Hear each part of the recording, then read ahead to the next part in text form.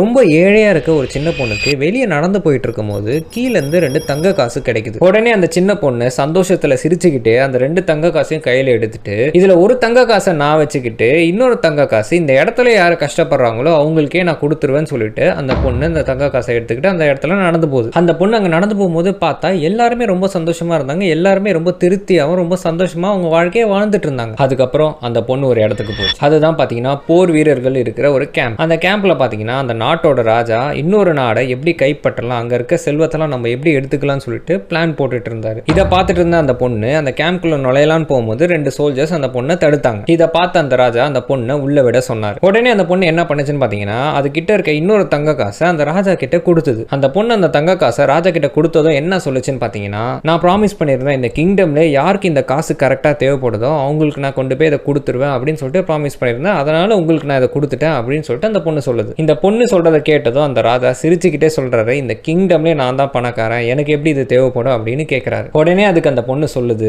உங்களோட கிங்டம் ஃபுல்லா நான் நடந்து போனேன், அங்க இருக்க எல்லாருமே சந்தோஷமாவும் திருப்தியாகவும் இருந்தாங்க. ஆனா நீங்க மட்டும் தான் இன்னும் நிறைய வேணும்னு ஆசைப்பட்டீங்க, அதனாலதான் உங்களுக்கு எடுத்துட்டு வந்து நான் இதை கொடுத்தேன் அப்படின்னு அந்த பொண்ணு சொல்லிச்சு. இந்த பொண்ணு சொல்றதை கேட்டதுமே அந்த ராஜா ரொம்ப அமைதியா தலை குனிஞ்சு நின்னாரு. அவர் பொறுமையா அந்த தங்க காசையும் பார்த்தாரு, அவரோட ஆர்மியும் பார்த்தாரு. அதுக்கப்புறம் அவர் தலையை குனிஞ்சு இந்த போரே வேணாம்னு சொல்லிட்டு முடிவு பண்ணாரு. சரி, இப்போ இந்த கதையை பத்தி நீங்க என்ன நினைக்கிறீங்கன்றத கமெண்ட்ஸை சொல்லுங்க.